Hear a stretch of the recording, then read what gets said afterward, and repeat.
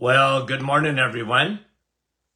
And once again, welcome to another live this morning. And we're so thrilled that you've come on and joined us this morning. And we always say hello to a few dear friends as they get their notifications here. And thanks for coming on. Here's Andrea, numero uno this morning from Niagara Falls. Brahim, how are you, buddy? Janice, right up at the top. And Sue, how are you? Let's see here. Madeleine, Kippawa, Quebec, bonjour. Eric, bonjour. Rosa, Montreal. Kevin, Oshawa. And John from Elgin, Illinois. Good morning to you. Rita from Chile, Wasaga. Yeah, cold here. And Gertie, how are you, Gertie? Wendy, good morning. Fran from Orangeville. Jeanette from our staff, good morning. And who is that? I couldn't see. Karen, Peterborough. Bonnie, how are you from London? Cheryl, nice to have you on this morning. And Carol. And Cindy, I think. Karen. Fort Witch, Ontario. Frida, how are you? Nicole, bonjour de Magogs. And yeah, it goes up into the clouds, guys. I can't see it. Barbara, Fran, nice to have you on this morning. And yeah, that cloud. Nellie, I miss so many of you. I don't mean to, guys. Pam from Cochrane, Caroline. And Brahim is saying it's 80 degrees in Portland. Andrea. Okay. And Nancy. Guys, I miss so many now. I don't know. I got to change this somehow. Robin from Connecticut. Norma. Sandy. And Jean from Peterborough. And Rebecca, how are you? From Callender. Olive. Oregon. Linda. Oh, we love those Lindas from New Brunswick. Sharon. And Georgie. Halifax, right, Georgie? Margie. Kansas. And Bonnie. Good morning from Little Britain. And Luella. West Tennessee. Rhonda. Or was that Rhoda? And Anne, how are you? Okay, two more. Deb. How are you, Deb? From Motown. And Milika. Milika said I missed her. Well, if you come back up, sometimes I see it the second time. Hi, Marlene. Hi, Patricia. Hi, Leela from Werner. Good morning to you. Jean, or Joan. Sorry, Joan. Marianne from London. Okay, we got a lot of studies to get to. Janet, Beamsville. Wanda, Virginia. Irene, Bon Matin de Nouveau-Brunswick, and Beverly, New Brunswick, and Lise. How are you? Okay, let me just get to these headlines. I got flagged over the weekend. 1, 2, 3, 4, 5, 6, 7, 8 new studies or articles. So we got lots to talk about. We won't get to all 8, but we're going to look at these. I promise we'll touch on all 8. Collagen. Okay? Now, collagen. It's in your skin. Makes up your matrix. It makes up skin. It makes up tendons. It makes up joints and marrow and all that stuff. Collagen. Okay? Now, collagen is good for you. Okay? You know our favorite collagen is? Our favorite collagen protein is? Let's see. It's a little quiz. Why do I like, let's see if anybody comes up with it. Animal, yep. And what do we like the best? Okay, you make your own. Bone broth. Yeah, Linda, bone broth. Bone broth, collagen. You can get collagen powder, by the way. Am I against that? No, it's good. What's the best? Bone broth. Because it's so much more complete. Okay? Much more amino acids, much more nutrients in it. Okay? So that's important. We love bone broth. Okay? Make your own or we make it for you. Okay? I love bone broth. I love collagen. I take it every day. Okay? And here's a study, though, okay, on digestive issues. Now, what has collagen got to do with digestion? Well, very important, especially bone broth, because bone broth contains an amino acid that is highly regenerative in the gut. It's called L-glutamine. L-glutamine, okay? And it regenerates the gut. For years and years and years, well over 30 years, I've been using L-glutamine to help people with chronic digestive issues. Ulcerative colitis, IBS, IBD, inflammatory bowel disease, diverticulosis, and SIBO. You name the digestive condition, Crohn's, okay, and celiac. I loved L-glutamine to regenerate the gut. Now listen to this. In 8 weeks of taking, and this was taking bone broth collagen, reduced intestinal discomfort, bloating, acid reflux, constipation. I didn't even mention that earlier. In 94% of women who took, they had digestive issues, and 94% effective. Now, guys, that's pretty impressive, okay? Again, bone broth does a lot of other things. It's good for your skin. It's good for your hair. It's good for your nails. It's good for you name it. But intestinally, very good. 94% in this study, improvement in 8 weeks of taking bone broth. Okay, this is a study that I flagged. And okay, here's another one. Breast cancer rates are rising in young people and young women. Breast cancer rates are rising in young women, especially Asian Americans. 50% increase in Asian Americans and breast cancer. Okay?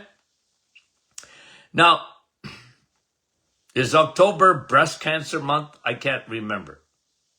Okay? I can't remember. I should look it up. I know it's in the fall sometime. And I get migraines. Okay? Well, not really, but you know what I mean. When I say I get a migraine, it's because I'm bothered by something. And for a long time, I've been telling you folks, anyone that will listen, we're not winning the war on cancer. We're losing the war on cancer. It's if we had to look, people should be fired. If this was it is an industry, but people should lose their jobs over the poor results we're getting with all the money we spend on cancer. And let's just be specific this morning. And breast cancer. We're losing the war. And guys, I've been around for a long time, as you know. Nothing has changed. Because in cancer, especially breast cancer, colon cancer, very similar. It's all about what? Early detection. Early detection.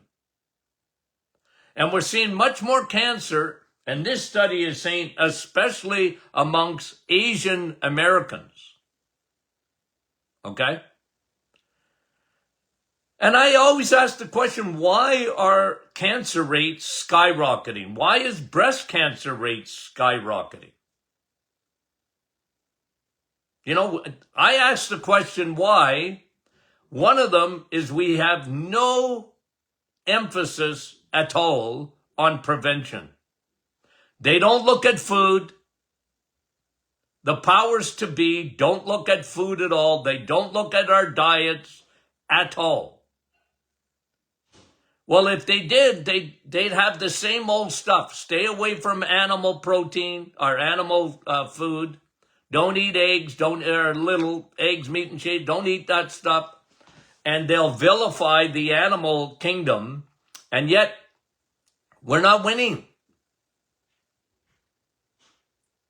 We're not winning the war. And I was sort of thinking, why Asian American? Why is that going up? Well, it was probably lower than the average population at one time in terms of their cancer rates. Because they were probably more disciplined in their eating. Probably. Okay? And I think research sort of bears that out. But as they settle in to our lifestyle and our eating patterns, eating those terrible, terrible, crappy carbohydrates made up of seed oils, oh, you eat that stuff, you're going to get sick too. And the rising rates. And again, there are two hormones that, there's three that want you dead. I wrote a book, two hormones that want you dead, right? Insulin and cortisol. But there's a third one. And it's on your side till it's not. Ladies, this hormone is on your side until it's not. And that's estrogen. Insulin is a growth hormone. Now, we talk about that all the time. Insulin is a growth hormone. Estrogen is a growth hormone for men and women. That's why we see so much prostate cancer. It's that mixture of two growth hormones. Insulin, how do you get insulin? Food. You eat a carbohydrate, and look, there's good carbs, okay? You want to eat fruits and vegetables? I don't care. Just don't make a living on it. That's all I say about that. You want to eat fruits and vegetables? After your reset, go for it. I mean it. But don't live on it. That is the smaller portion of your plate. You want animal protein. Insulin is out of control today. We're carboholics. My name is Tony and I'm a carboholic. Put your hand up. Because 93% of the population are carboholics. They don't think of it because nobody's told them, and they're just carboholics. And now your insulin is going out of control, and it puts you on the path, on the Titanic, to heart disease, cancer, Alzheimer's, diabetes, autoimmune. I name all five.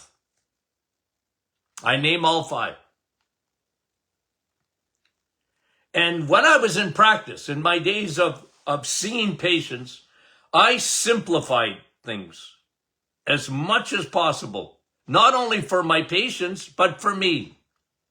I simplified things. No one ever left my office, ever, without a plan to change their eating. Okay?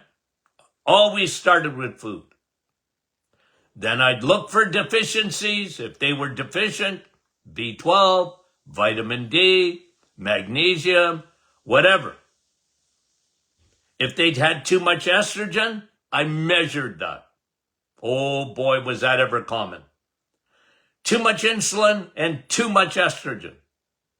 We live in an estrogen-dominated world. Remember that.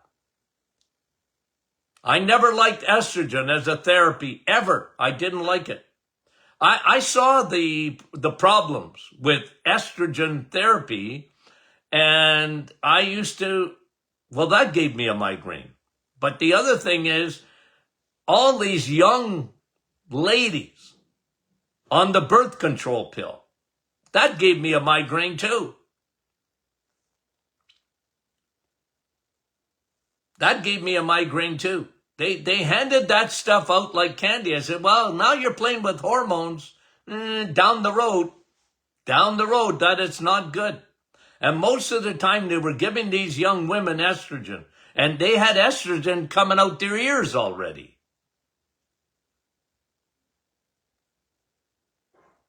Estrogen is a growth hormone.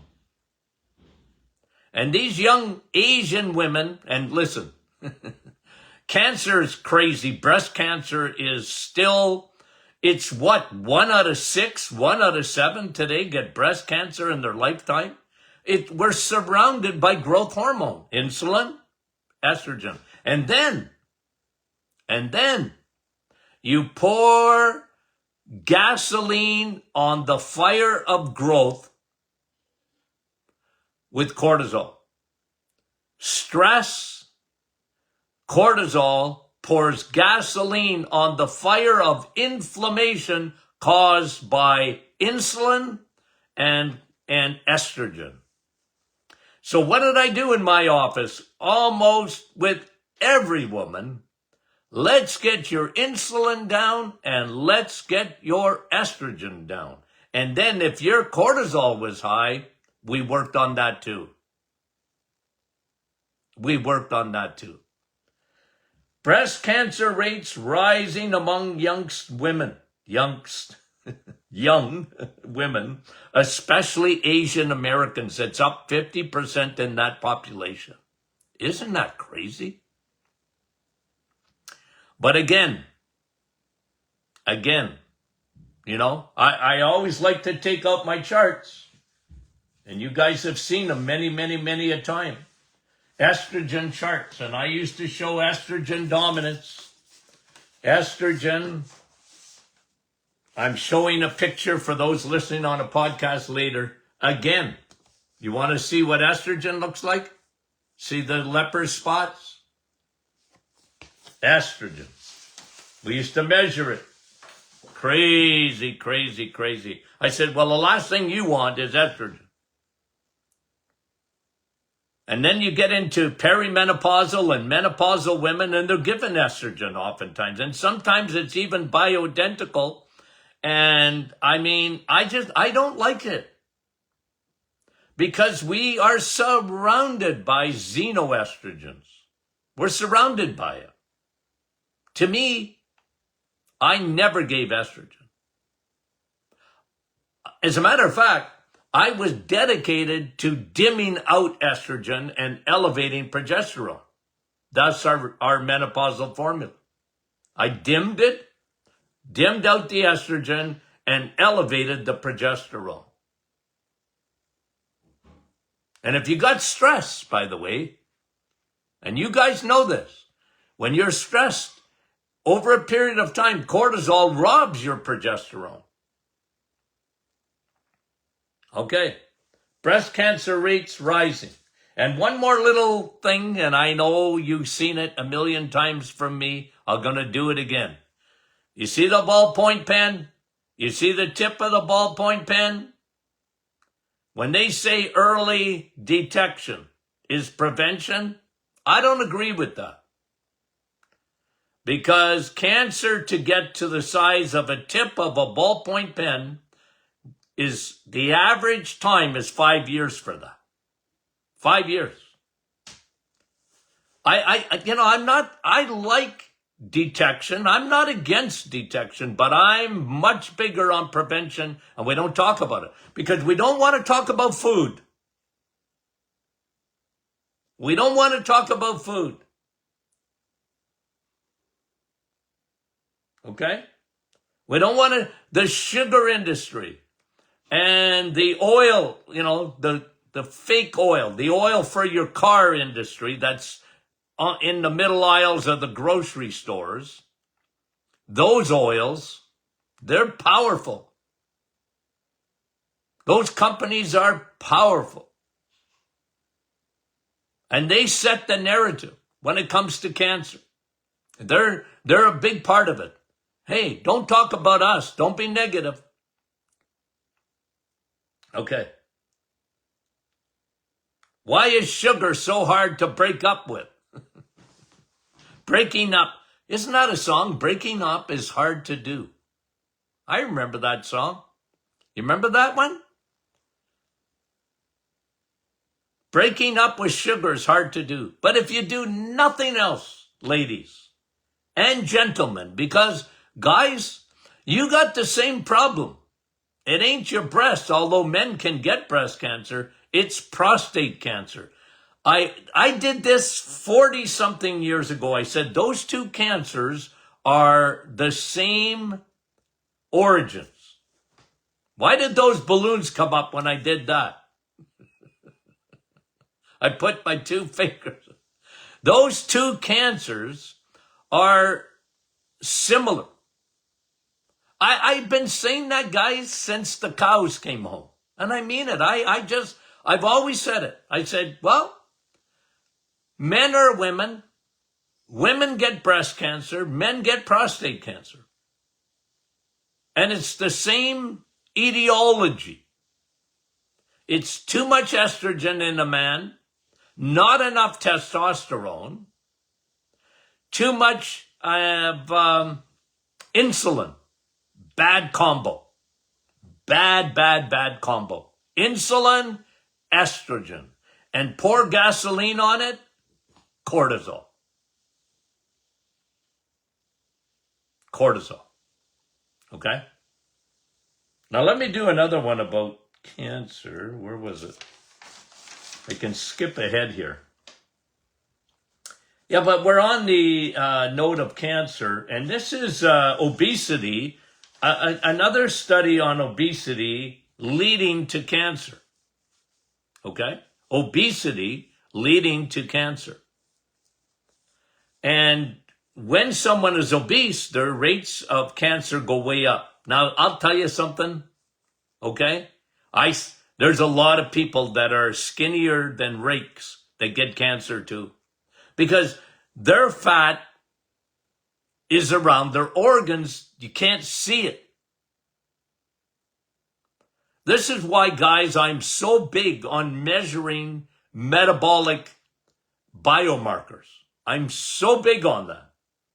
Because it didn't matter what size a person was or is, because you can measure their metabolic biomarkers, and even if you're skinny and your triglycerides are high and your HDL is low and you got slightly elevated blood pressure or slightly elevated blood sugar. I'm bigger on the A1C, by the way.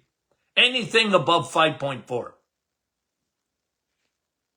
You're on the Titanic, you're on that ship. You're in trouble. And it's so preventable because you can change it. And waist size. And, one thing, I like uric acid too. I put that in the equation. I like looking at vitamin D. If you're low in vitamin D, in my opinion, you have metabolic syndrome. I add those. Those are the Martin Clinic add-ons to metabolic syndrome. It's just because I was in practice for so long. I saw it. And you know me on vitamin D. You're low in vitamin D, you're in trouble. Just being low in vitamin D will put you on the Titanic. And people, man, just try and get your doctor to even measure vitamin D. It's like pulling teeth.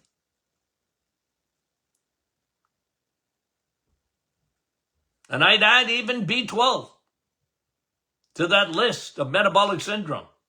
People are walking around and they got no B12 or enough for a mouse. And, oh, you're all right. You see, it's the narrative. It's hard to change. And therefore, and oh, by the way, on obesity, okay? Because this was an article I read. Obesity leads to cancer. Okay. That's well known. It elevates your risk of cancer. That's well known. And they said on this article that antibiotics is a big factor in obesity. Yeah. Changes your microbiome. There's a lot of studies on that kind of stuff, guys. And antibiotics, the greatest discovery of the 20th century, become the curse of the 21st. So many kids are canaries in the coal mine. They're given antibiotics for ear, throat infections, and they're not given probiotics. They don't replace that friendly bacteria. And then you get the invasion of the Third Army. I've said that for centuries, it seems. The invasion of fungus into the body. Candida albicans. And, there are some authors that say that is at the root of every cancer. Interesting, isn't it? Fungus, it's a growth. How does it get in your body? One of the major causes is antibiotic. You kill the friendly guys, you got trouble. Okay? And I don't know a better analogy than the one that my American friends are going through now. It's talked about every day in their election, and they're talking about the southern border. It's funny, they don't talk about us Canadians. They don't talk about the northern border. They're always talking about the southern border. But I use that as an illustration, guys. I use that as an illustration. Why? Because you have an open border and you have people coming in undocumented. Well, that is what I use that analogy when it comes to yeast. And people thought I was crazy years ago when I talked about fungus. You can't get fungus in your bloodstream. I said, you bet your boots you can. You can get a yeast in your bloodstream. It'll go everywhere. You'll find it in your skin. You'll find it in your lungs. You'll find it in your brain. Goes everywhere. It's unintended consequences of primarily antibiotics. They kill all your good guys. And you have the Trojan horse that comes in. It seems I talk about this every week. Why did I get on this topic? Oh yeah, because we were talking about cancer this morning. Antibiotics. Is it a direct link to cancer? No, probably a little bit indirect, but, and there's physicians that think that fungus is at the root of every cancer.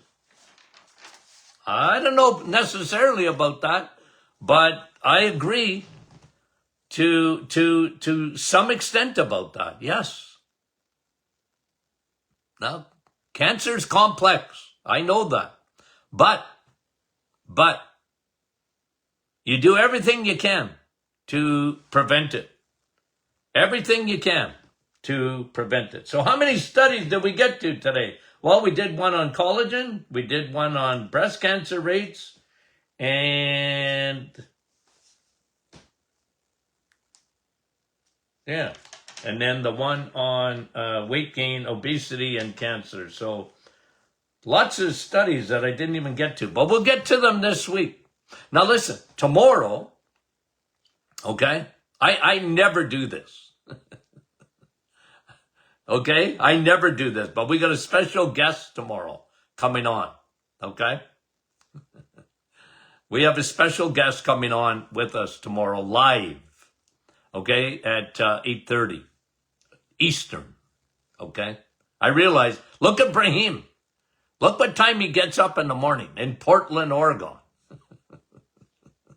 Okay, we got a lot of people out west and whatever, but we'll have a real special guest on tomorrow. We're going to talk about something that her and I are doing together, okay, in this area, in my hometown of Sudbury, Ontario, Canada. Okay, guys, have I told you lately that I love you? Because I do, okay? Because I do. Okay, we really do. We'll talk to you soon.